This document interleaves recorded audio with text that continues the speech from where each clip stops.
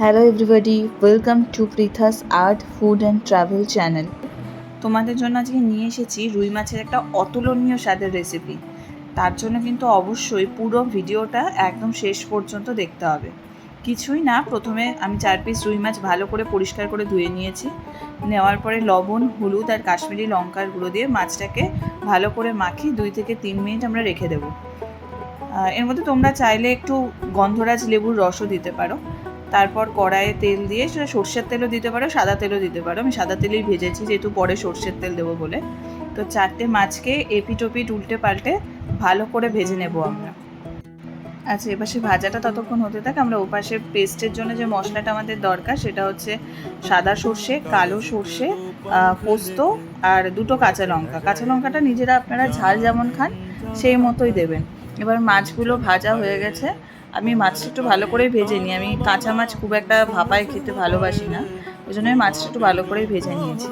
মাছ ভেজে নেওয়ার পরে যে আমরা সর্ষে পোস্তর পেস্টটা করেছিলাম ওর ভেতরে পরিমাণ মতো লবণ, পরিমাণ মতো হলুদ গুঁড়ো, পরিমাণ মতো কাশ্মীরি লঙ্কার গুঁড়ো। কাশ্মীরি লঙ্কার গুঁড়োটা তোমরা চাইলে এর থেকে বেশি ইউজ করতে পারো, এটা আমার ইচ্ছা মতো দিয়েছি। হাফ চামচ মতো চিনি দিয়ে ভালো করে এই পেস্টটা আমরা কিন্তু আরেকবার চামচ দিয়ে নাড়িয়ে নেব, যাতে কোনো গুঁড়ো বা কিছু আটকে না থাকে। আচ্ছা, এবার যে বাটির মধ্যে আমরা ভাপে মাছটা বসাবো সেই বাটির মধ্যে খানিকটাই পোস্তর সর্ষে বাটার পেস্টটা আগে ঢেলে নেব। নিয়ে যে মাছগুলো আমরা ভেজে রেখেছিলাম সেই মাছটা দিয়ে দেবো। দিয়ে বাকি যে সর্ষে পোস্তর পেস্টটা আমি একটু রেখে দিয়েছিলাম তার মধ্যে 1 চামচ ফ্যাটানো দই দিয়েছি। 1 চামচ ফ্যাটানো দইটা দিয়ে কিন্তু ওই পেস্টটা আরেকবার ভালো করে ফেটিয়ে নিতে হবে। দিয়ে তারপরে বাদ বাকি যে পেস্টটা আমাদের রয়ে গেল সেই পেস্টটা আমরা এবার ওই মাছের মধ্যে ভালো করে দিয়ে ঢেলে দেবো। ঢেলে দেওয়ার পরে একটু কুচনো পেঁয়াজ ওপর থেকে ছিটিয়ে দেবো। আর দিয়ে দিচ্ছি একটা কাঁচা লঙ্কা। এখানে কাঁচা লঙ্কাটা তোমরা তোমাদের ইচ্ছা মতো দিতে পারো, মানে একটার বদলে 2টো।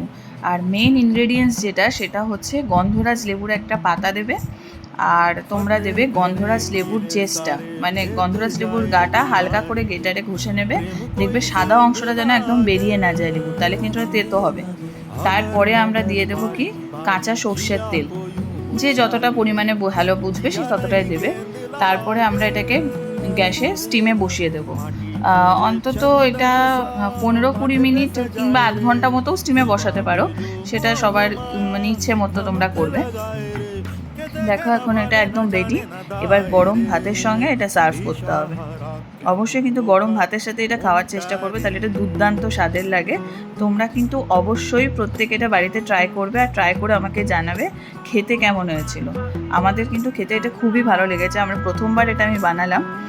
তো তোমরাও চেষ্টা করবে একটু বানানোর, বানিয়ে বলবে এটা কেমন হয়েছে। আর হ্যাঁ, ভিডিওটা কিন্তু অবশ্যই লাইক, শেয়ার অ্যান্ড সাবস্ক্রাইব করতে ভুলবে না। ওকে, বাই।